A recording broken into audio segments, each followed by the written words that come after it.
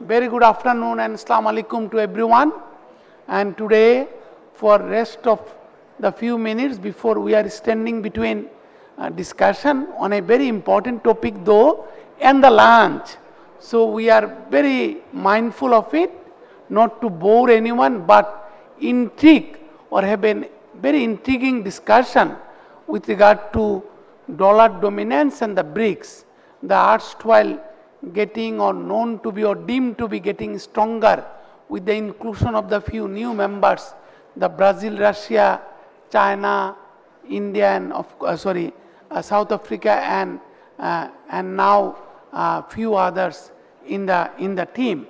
So, and ladies and gentlemen, you would be seeing every now and then, especially even in Bangladesh newspapers also, some news translated into Bengali that yes, how BRICS is trying to elbow out the dollar dominance, or how China is contemplating to make a more stronger renminbi, and also India promoting and championing trade in Indian rupee, and of course China has been always there trying to elbow out the dollar dominance and seeing or ensuring more trade in renminbi and other BRICS member country currencies. Over the last few years, the BRICS, as I have already mentioned, group of nations has become an increasingly important bloc in the global economic and political landscape. As the countries in BRICS, Brazil, Russia, India, China, and South Africa, have continued to dominate global trade flows, the question of their influence versus the influence of the G7, known to be the developed country bloc, is a natural point of contention. The recent move by BRICS to announce an expansion in its membership to include Saudi Arabia, the United Arab Emirates, Egypt, Argentina, Iran, and Ethiopia were unveiling the de-dollarization plan over the next 3 years. At least there has been lot of discussion, as we have seen happening in South Africa and erstwhile in China and other places also, is expected to have profound economic and political implications, and I aim to discuss many of these implications now, more importantly with the esteemed panel lined up here who represents each of their competence and excellence to discuss and delve into the matters of dollarization as well as BRICS, emerging BRICS power. Over the USD 17 billion of sold by China, Brazil, Saudi Arabia, and India in the last month, which is part of a general trend of BRICS nations reducing their treasury holdings. China over the last decade has unloaded over US$ 500 billion. This is a key part of the move to increase the number of transactions in local currencies within member countries, which despite the long-term goal of de-dollarization has grown very slowly. The BRICS Bank, which holds 70% of its funds in US dollar, is also focusing on reducing its USD holdings, which is an important move to reduce the dependence on dollars. What could be the implications be for global trade flows? For those countries which currently struggle to build up their USD holdings, it represents an opportunity to trade in a group of currencies which may be more accessible to them, the member countries or the BRICS countries. This can potentially help developing nations who can also take loans in non-US dollar currencies, enhancing their relationship with the larger BRIC nations or BRICS nations. This is also a direct challenge to the G7 countries who have propped up the dollar and due to their past dominance of global trade flows made the US dollar the only resort for countries. If the BRICS is united in its approach, the US dollar's ubiquity may be in trouble, but therein lies the crucial weakness of the BRICS bloc, I guess.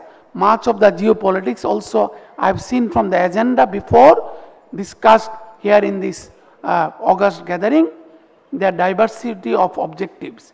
The BRICS bloc has never been a united group of countries which work closely towards common economic goals. Currently, Russia and China see eye to eye in their focus on supplementing the US dollar. However, de-dollarization is not necessarily a priority for India. Their relationship with the USA is important for their growth as they serve as crucial IT-backed support for US or large US firms. They also have significant border tensions with China and de-dollarization, which will inevitably magnify Chinese influence globally, means India is unlikely to support China and ultimately also Russia's policies. This division was also clear in the recent decision to expand the BRICS bloc, as certain countries backed by China were vetoed by India ultimately. With Argentina expected to decline the offer of membership, the soft power of the blocs may also be in question. For BRICS to truly replace the G7 as the leader in global trade and politics, it must ensure that it is united, as inconsistent objectives will undermine any efforts they make. With this small kind of intro or setting the tone, I will of course go now to the esteemed panelists who have been invited by Center for Governance Studies, and thank you very much for accepting, rather while I am moderating on behalf of Center for Governance Studies, on behalf of myself also, for agreeing to discuss on this very important topic, as I have mentioned that just before this kind of to set the tone. So may I, and I have got in the esteemed panel Mr. Andre D. Mello de Souza, tenured researcher for policy analyst, Institute for Applied Economic Research, Brazil.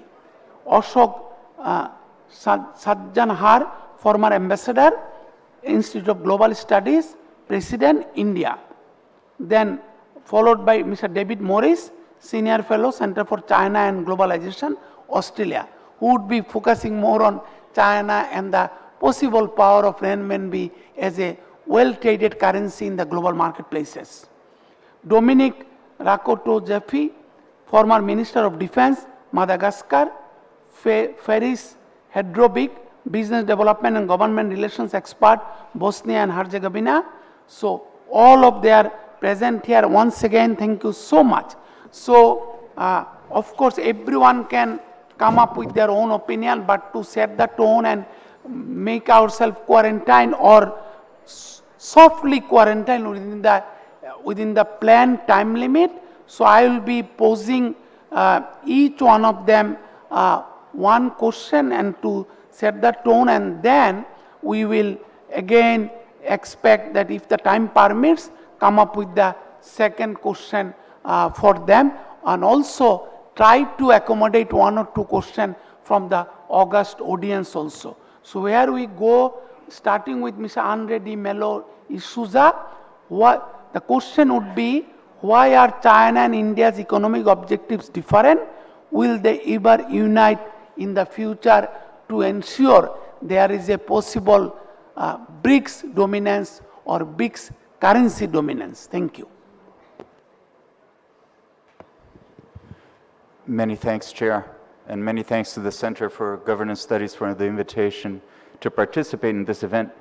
Let me just see if I got the question right. So the question is, will China and India join forces to try to mitigate reliance on the dollar? Was that the question, Chair? Yes? Well, I obviously can't speak for these countries, but from what we've seen in BRICS negotiation, there certainly has been a willingness to try to reduce reliance on the US dollar, right? And the global dominance of the dollar as a currency of reserve clearly gives the United States some very important advantages, both economically and geopolitically. Well, economically, not just the US government, but also households and firms from the US are able to borrow more than they would be able to do so otherwise. And so they can sustain large deficits and expenditures, including, mind you, on their own military, because in practice, they are being financed by the rest of the world.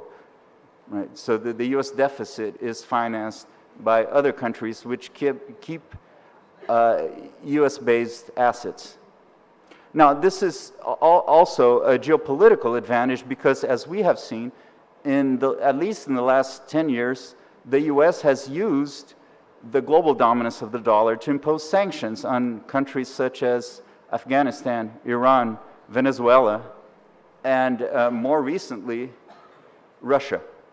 Actually, given the size of the Russian economy and given the multilateral nature of the sanctions that have been imposed, I would argue that Russia is an unprecedented case, and actually it's on a distinct level, if you will, of geopolitical sanctions. And so many countries are not happy with the dominance of the dollar precisely for these reasons. And these include the BRICS, which, mind you, originally was not an anti-American bloc.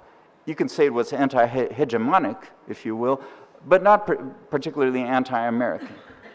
But now, with rising tensions between the United States and China, with increasing securitization of economic flows, including not just finance, but trade and others, and other political agendas as well, the BRICS may be adopting an increased anti-American stance, or at least that is the fear that comes from latest development.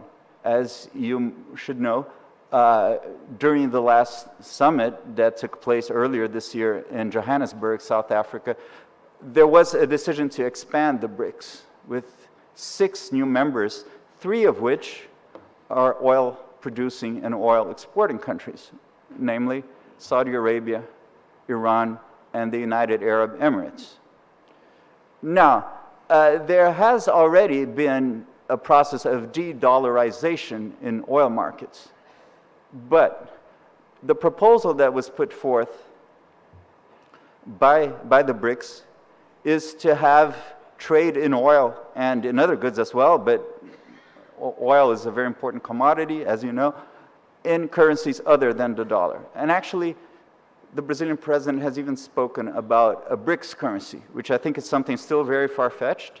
We can't see it coming in the short term, but it is possible to have a greater de-dollarization, and again, particularly in the oil market, given that the new BRICS blocs, with the new members, will concentrate most of the countries that produce and export oil, right? So this might take place. And so if we're thinking about de-dollarization, we have to think which currency will take place of the dollar, or at least expand its role as a foreign reserve globally. And the most important candidate clearly is the renminbi of China, right? And China has been seeking to increase the status of its own currency for some time now. But that's not very easily done. First, because the Chinese system of payments is undeveloped, and secondly, because there's still very strong restrictions in China for inbound and outbound capital flows as well. So if the renminbi is eventually to play a greater role as a reserve currency, which nowadays, by the way, accounts to about 2.5%, so it's still very low, let alone replace the dollar as the main currency of reserve, then it would need to relax these restrictions, and it would need to develop its own system of payments. And we don't see that coming, at least not in the short term. So it might happen. Actually, the new and expanded BRICS might present a blow to the dollar, if you will, but the dollar will not lose its status, at least in the short term, and if it does so eventually, this will take place gradually over time. Now, I would also argue that the expansion of the BRICS, on the other hand, if it does strengthen its role in oil markets and oil trade, and poses a challenge to US influence, particularly in the Middle East. And if you think about it, all the new members are in the Middle East or in neighboring regions of the Middle East, with the sole exception of Argentina, which we don't even know if it's actually going to join. It depends on the elections that will take place soon, very shortly, later this month. But anyway, it will be a lot harder for the BRICS to make common decisions and to have joint actions in the international political and economic agenda, I would argue. It was already very difficult to begin with because these are countries that are very different and that have very distinct interests and views and objectives. But on one particular issue area, which was the main reason for being of the BRICS, which was precisely international financial institutions, they did manage to achieve, to create the new development bank, the contingent reserve arrangement, which, by the way, is something that goes far beyond anything that the G7 has ever done. But it was specific to this issue area. And again, at the time, there were 4, and later 4 countries joined by South Africa in 2010. But now, there are 11 countries. And that poses considerable collective action problems to make any joint position in international governance negotiations and to achieve things like a new currency, if you will, or a common position for de-dollarization. I think it will become much difficult, and I fear that the BRICS might end up becoming weaker and perhaps even irrelevant as a result of this choice, which was clearly driven by China, again, to try to reduce the influence of the US in the Middle East. My government, the Brazilian government, was opposed. India was also opposed. But in the end, the Chinese position prevailed. And I'll stop here. Thank you.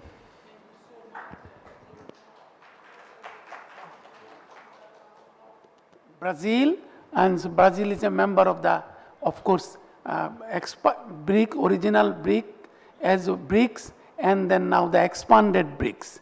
Thank you very much. And as we all have heard him, that the biggest challenge for the BRICS and the reorganized BRICS countries would be driving towards a common agenda and a common vision.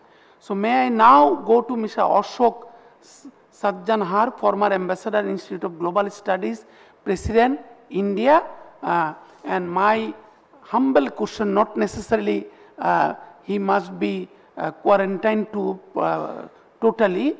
Can you elaborate on the impacts of de-dollarization for business and people? Are there any harms for neutral countries or small countries, and especially now the new member countries that Mr.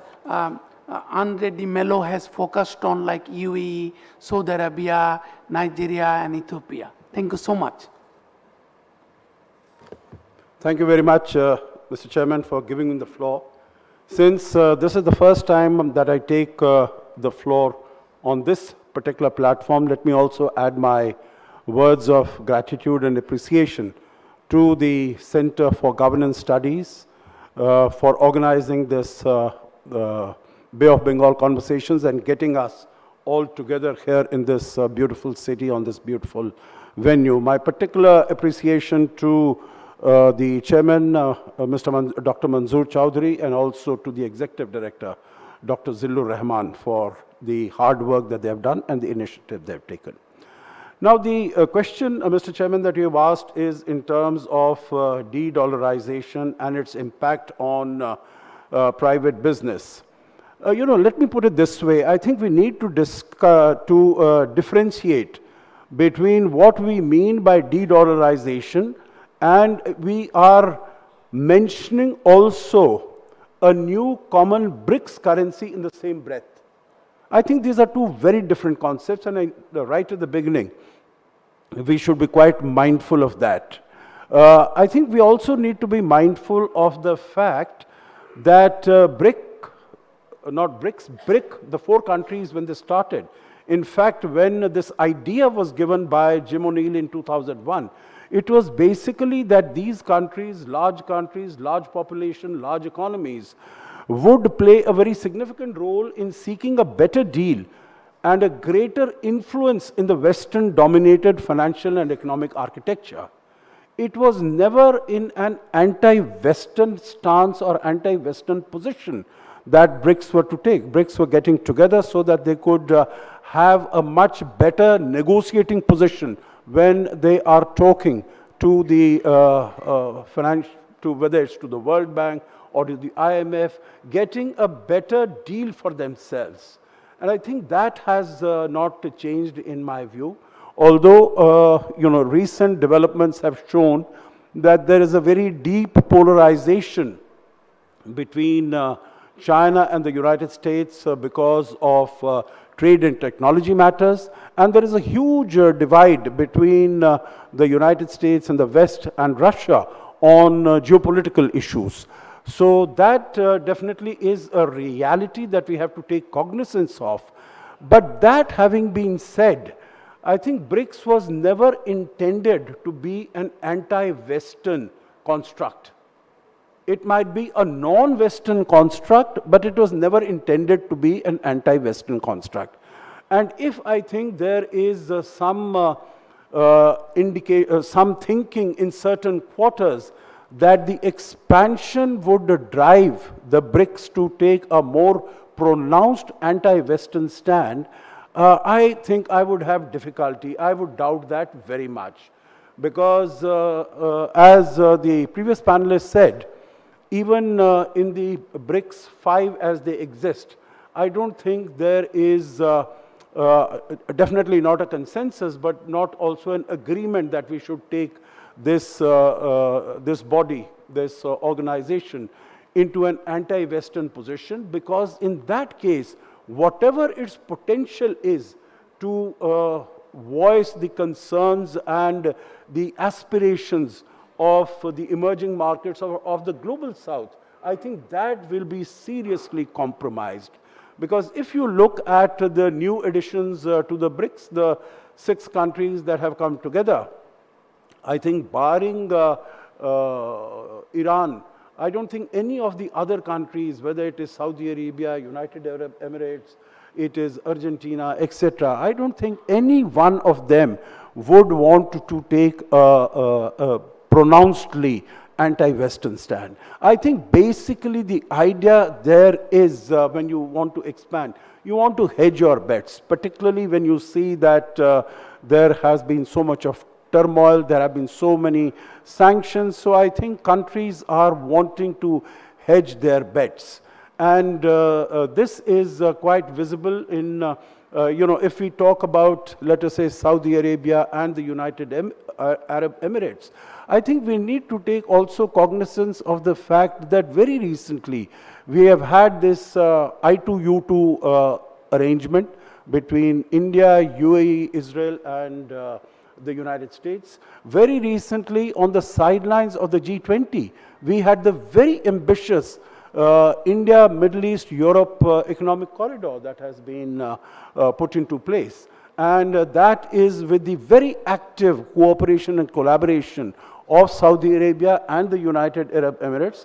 Of course, Israel, Jordan, India, etc., and Europe, we get together.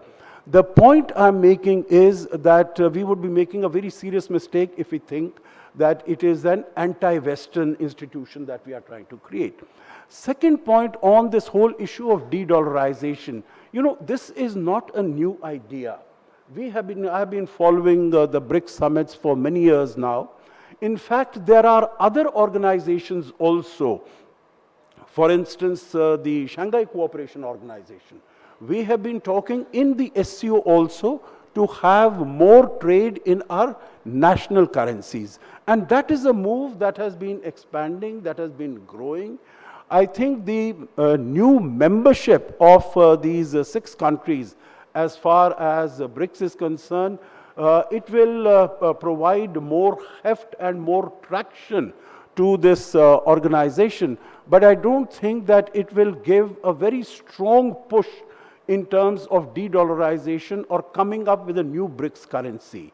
Let me just give 1 or 2 figures. One is the BRICS 5 as it existed It accounted for, of course, about 42% of the global population, but it accounted for about 26% of the global GDP. With the additionality of 6 more members, the GDP increases from about 26% to 29%. As against that, if you look at G7, it still commands about 43% of the global GDP. I'm talking about nominal terms, I'm not talking about the purchasing power parity term, because there the situation is quite different. So I think this movement towards trading in non-dollar currencies, that is going to go forward, that is going to increase. But I think if the BRICS stays on its chartered path, that is to provide a greater say and a better deal for the developing countries, it has a good future. If it projects itself and paints itself, which I do not think it is going to do, in an anti-Western position, then I think it will be doing a great disservice to itself and also to the countries of the global south who have come together. So I would say it has great potential. And if there is de-dollarization, Mr. Chair, as you asked, I think it is in terms of greater trading in national currencies, I think this has the potential to provide an impetus and a boost to the domestic economies of these countries. And that is why individually these countries are going on that path. I could mention the large number of countries with which India has signed these agreements to have trading in national currencies. And that is proceeding well. I think it gives a greater comfort level. There is greater uncertainty because there's, when you look at the foreign exchange volatility, that of course has an impact on trade and on private businesses also. And when you are trading in your national currencies, then that uncertainty is considerably reduced. So I would say that, you know, even today, dollar accounts for 90% of the global trade, irrespective of what you mentioned, Mr. Chairman, that about $500 billion of the assets in China have been de-dollarized or whatever. I think 90% of trade is still in dollars, and more than 60% of the global assets are still held in dollars. So I think we need to be realistic on this account, that these are small steps, but these are important steps. I don't think we will, no one is working towards having a new BRICS currency, so to say, although I know that the Brazilian president had proposed this last year, because I think there are too many power asymmetries and also the dynamism between the members of the BRICS is very complex. So I think there are obstacles and there are challenges, but BRICS will be able to fulfill its objective if we are able to get greater cohesiveness and greater coherence as far as the working of the processes of the BRICS countries. Thank you so much, Thank you very Ambassador much. Sajjanhar. He has brought in, ladies and gentlemen, something new and positive vibe, that BRICS is not a anti-Western bloc kind of platform. And number two, what has really intrigued me at least, that yes, more cohesiveness within the BRICS nations. And number three, he also has brought up the spirit of global south. So these are three issues to take forward, I would guess. But again, for the interest of time, especially not to stand fast or steadfastly stand up between the lunch and the this dialogue. So I would request each of our esteemed panelists to be very judicious to the time management. So ladies and gentlemen, now I would like to come to Mr. David Morris from Australia, Senior Fellow, Center for China and Globalization. And my humble question or observation to elaborate for Mr. David Morris would be, how do you think inclusion of the new member countries would help BRICS? Mr. David Morris, please. Well, good afternoon, everyone. Thank you for that question. I'm going to make a few general comments first, if I might. And firstly, I must express my gratitude to the Centre for Governance Studies. And you know, everything we're talking about is about governance, because governance is about leadership and institutions. And leaders change, as we know. Institutions tend to endure. Institutions sometimes need to be reformed, but they tend to endure. So we can predict some things about the future, and we can predict that institutions will tend to endure and be reformed, but we cannot predict leadership. It's not easy to do. So leadership can change as events can change. I know from my experience as someone who's worked in government and in diplomacy, when leaders change, everything changes. Leaders play such an important role in setting the tone, in determining the priorities, and in framing the issues and the challenges of the day. And so these questions around world order, around the financial architecture, around new regional groupings, these are questions about the leaders of the day. They're also questions about the long-term institutions that either already exist or new ones that are being formed. And so when it comes to this question of the dollar and the question of BRICS, I would make some observations. And the first observation about the enduring leadership for many decades of the United States, I think it's actually unhelpful for us to think about a unipolar moment.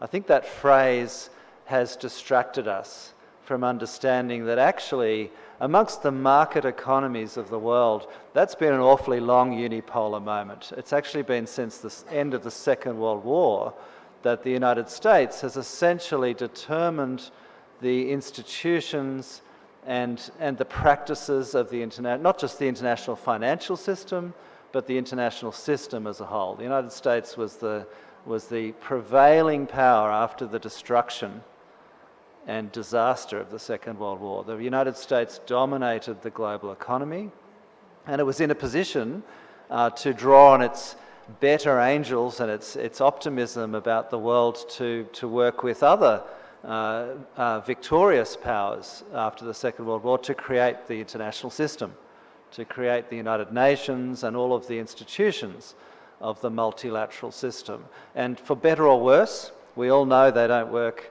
as well as they were designed to, and we all know that's partly because of the great powers, the US included. But I think it's important for us to understand that we are talking about a long-term process here of institutions that were determined in the post-war era, not least the international financial institutions, those Bretton Woods institutions, the dominance of the dollar that has been supported by those international institutions, the IMF, the World Bank, etc.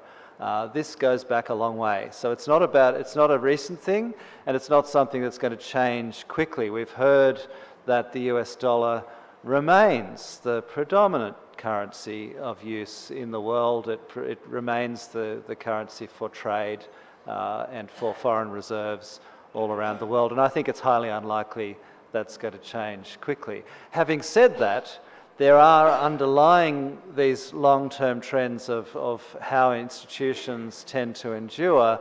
There are changes in leadership, and one of the changes that we're undergoing, this great uncertainty that we're all trying to grapple with, is that actually that position that the United States has been in of the really the preeminent power in the world, that is changing, that is now in question, because even if it's only a relative shift in power, there is no doubt that China is now a peer competitor in a way that the Soviet Union never was. The Soviet Union ran its own closed shop, its own Comecon system of planned economies that completely failed, and it's why the whole world has adopted, to some extent, elements of the market approach to running economies because of the failure of the Soviet bloc. And the best example of that is China. China in 1979 abandoned the Soviet-led model of central planning and adopted a marketized approach, a more market-led approach. And the success of China, followed by, you'd have to say, most of the countries of East and South Asia and developing countries around the world that have followed this model, pioneered before China by Hong Kong and Singapore and Taiwan and others. This model of a market-led approach has been enormously successful, but it's been based in the global trade and the value chains that have been developed, the global value chains. It's been based still on the US dollar. So Chinese trade is still predominantly by US dollar. But the leadership's shifting.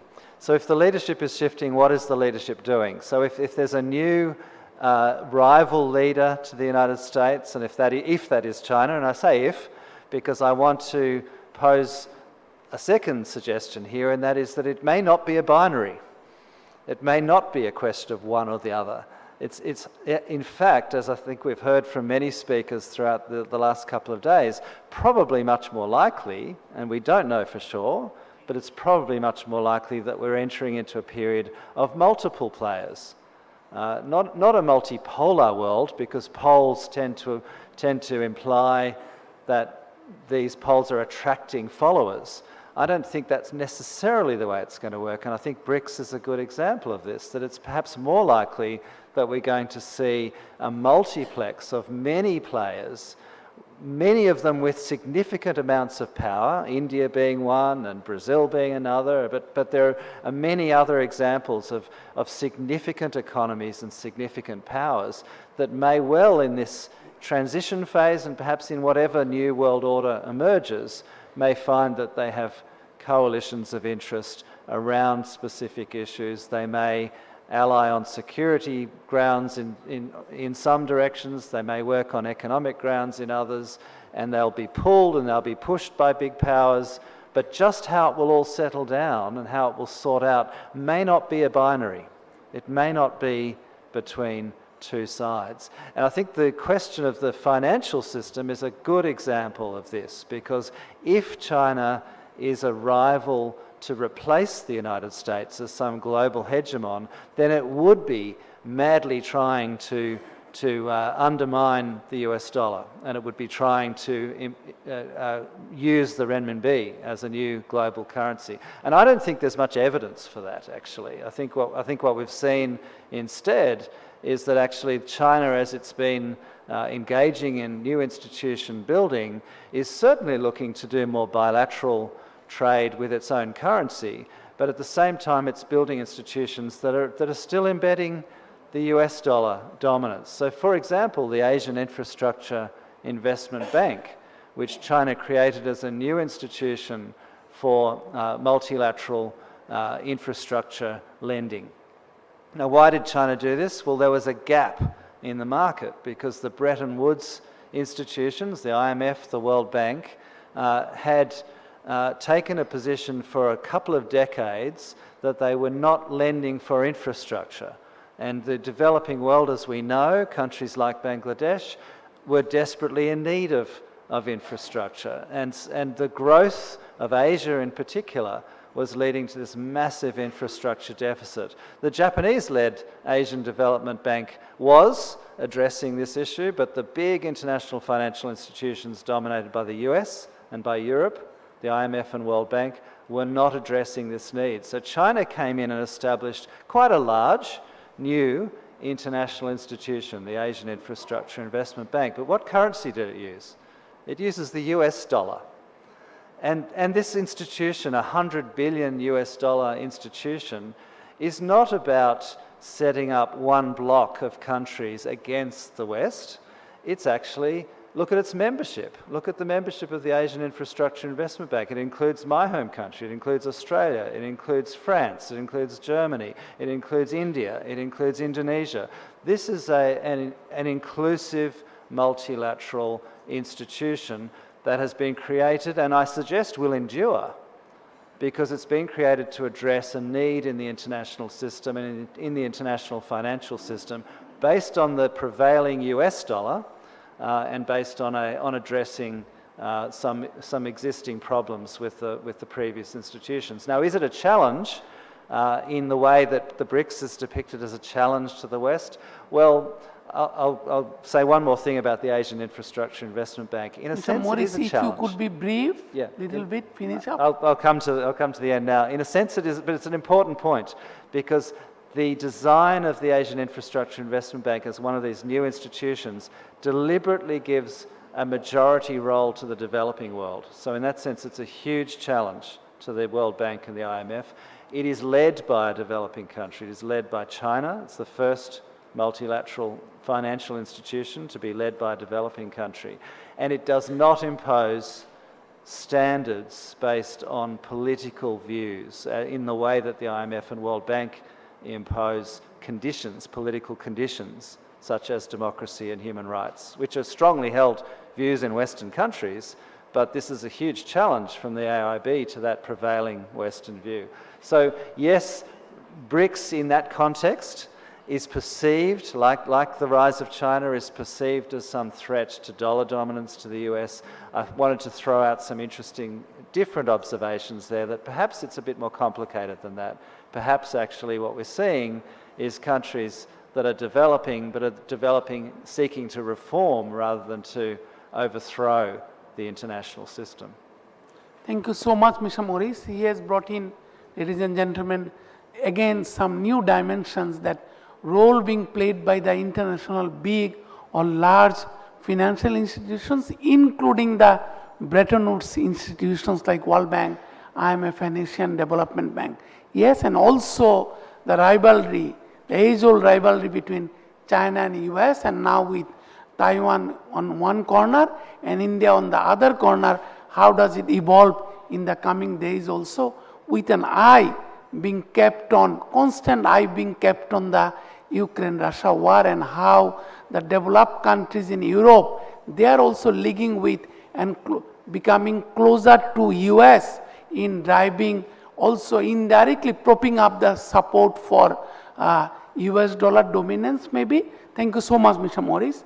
So may I now come to Mr. Dominique Rakotozafy, former Minister of Defense for Madagascar. And my question to him would be, why is the G7 more united than the BRICS nations? Are they more effective in your opinion? Again, reiterating, why is the G7 countries or bloc more united than the BRICS countries or nations? Are they more effective in your opinion? If you could be very brief, Mr. Dominique. Okay, thank you, Mr. Chairman. First of all, I'd like to extend my gratitude to the Center for Governance Studies for inviting me to exchange views on this important topic today. To start with, I'm not a finance specialist or an economist, but I'll try to give my point of view on this. Let me put it the other way around. Back in post-World War II, the UN and IMF and World Bank were set up to guarantee peace and security. IMF and World Bank were just set up to finance the reconstruction because it was the bank for international bank for reconstruction and development of devastated Europe. At that time, African states did not exist because they were independent, most of them only after the 1960s. So the world order at that time does not match anymore the current world order. What I see is that dollar is just a tool, it's an instrument of payment. But the most important thing is the mindset behind that. If the structure and the processes in the world order do not change, it is, I think, it's just a waste of time. Maybe step by step, but it will take very long time to change it. From my point of view, because I'm from Africa, Madagascar is a big island off the eastern coast of Africa. we have quite some difficulties, especially, for example, during the vote at the General Assembly, whether we should be with Ukraine or Russia. There was pressure on the countries who were dependent on the IMF and World Bank financing system to cast vote for the Western side. It's a good idea in this multipolar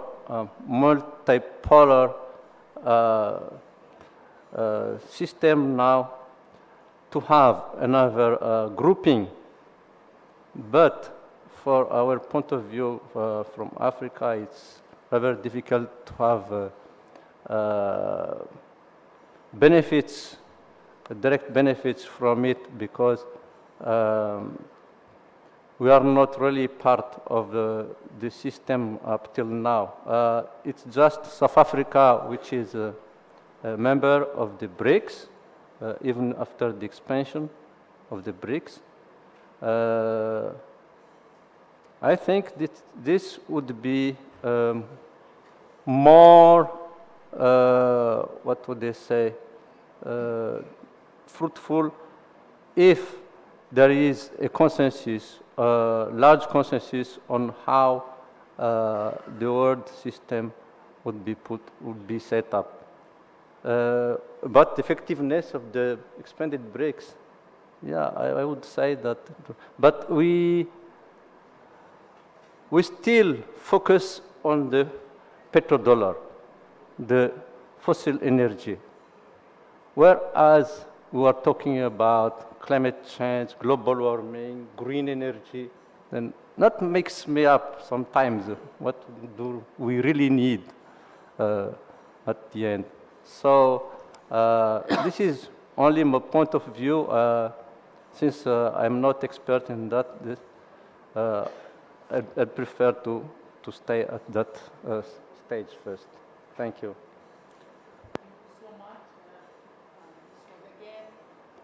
He has brought in again new kind of issues like energy security, fossil fuel, how green energy, green manufacturing, green environment, all these issues, and how are these two groups of nations or blocks of nations are going to address.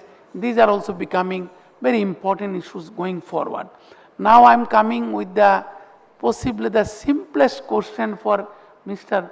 Faris Hadrovic from Bosnia Herzegovina. As you would be knowing, Mr. Hadrovic, that he has technology is becoming very important, either aggregator or divider in this world. So while we are talking of two interesting blocks like G7 and vis-a-vis against BRICS or expanded BRICS, that yes, how do you see the recent rise in AI and generative technologies? What with this kind of recent rise in AI and generative technologies, what do you think the impact on BRICS nations will be, given that technological development is based in USA and Europe, and the BRICS nations are more focused on manufacturing? Will this help G7 nations more in the ultimate competition or elbowing out each other, or in the words of the ambassador Sajjanhar, that he has more upholding the interest of the global south? Thank you so much. Again, role of technological development and the BRICS and G7 blocking out with each other. Thank you, Mr. Chairman. The simplest question seems to be the most complex one for the end. I would just like to just give a few thoughts before moving on to the technological aspect, which I think is very interesting and fascinating. It is I think a separate section on its own. But just to touch upon some of the points that some of my colleagues have already discussed, I think that there is, talking about de-dollarization and BRICS, I think is premature at this particular stage, in my humble opinion. There's no universal agreement on within the BRICS on setting that as part of the agenda. I think we've seen signals, clear signals from Russia for obvious reasons, China as well, but there isn't agreement within the bloc or grouping itself, and it'll be more complex as the group expands. It was rightly stated that the dollar still is about 90% of world trade, and it would take many, many more world economic actors to dethrone the dollar in the future. And that's a complex debate by itself. The rise of alternative currencies does not seem to threaten the dollar, but seems to be giving competition more amongst the regional currencies that are part of it. Now, from the technological perspective, I think you've mentioned generative AI. I think there's an important, and I think that's something we haven't touched upon here, and development which has been going on for the past decade, and that's the rise in blockchain technology and cryptocurrencies. Now, you might know that several countries around the world have already started discussing the creation of digital central bank digital currencies, as they're called, as a response to the rise in cryptocurrencies led by Bitcoin and similar currencies. And some of the countries, the United States has been somewhat lagging in terms of its regulatory development. Some other countries have jumped onto the bandwagon and are developing their regulatory environments much quicker and are moving into the development of their own digital currencies.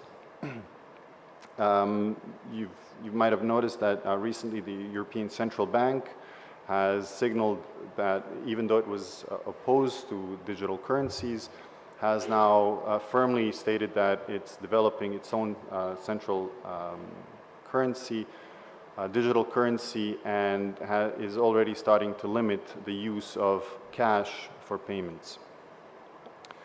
Now, adopting blockchain, you're adopting transparent mechanisms as well. And the BRICS nations have the opportunity to dramatically increase their trust in their financial systems. The implementation of blockchain's so-called smart contracts in international trade agreements and amongst BRICS nations potentially may diminish the reliance on the dollar-based system. While the US is not left behind in harnessing blockchain, the race is to see which nation or alliance of nations can fully integrate this technology to modernize and secure trade first. I believe that we've seen many countries, including BRICS nations, harnessing generative AI, in particular for analytical purposes, and to sift through vast economic data, resulting in more informed strategic decisions. That'll hopefully create a ripple effect, and more countries will start adopting technologies and increase also financial stability with particularly embracing blockchain technologies.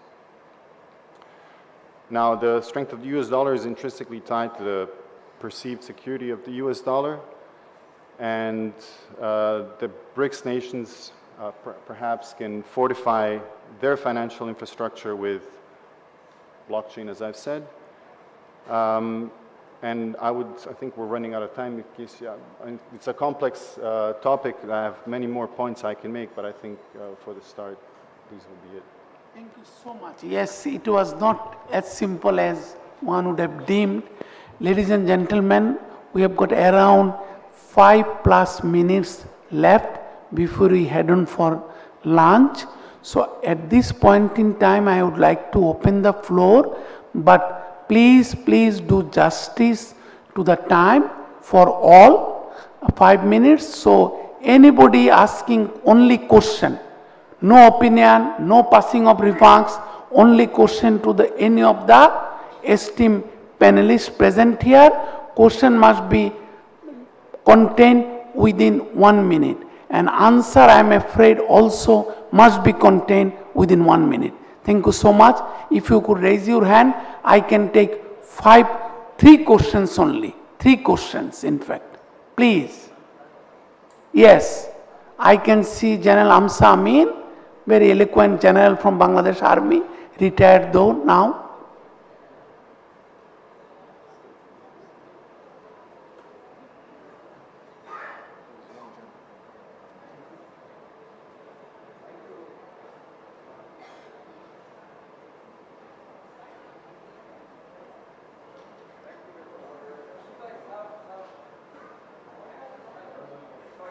We are losing time, please. We have already lost 12 seconds.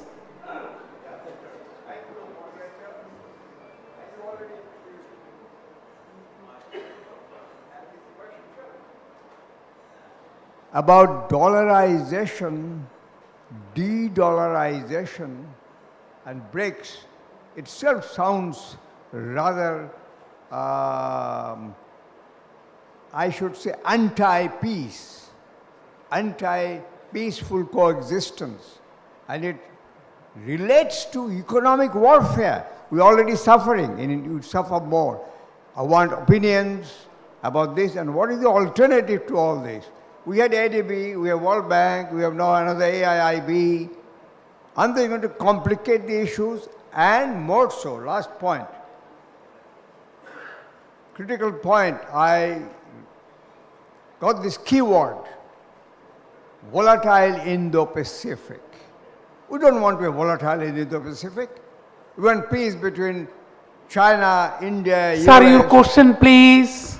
This is the question. Why go for this? Ambassador Sajjanhar, shift? may I request you to answer General Amsa Amin? Yeah. Paradigm shift in this thinking process. Thank you. Thank you very much. Very quickly, let me respond. One is, sir, you mentioned there are so many other banks, etc.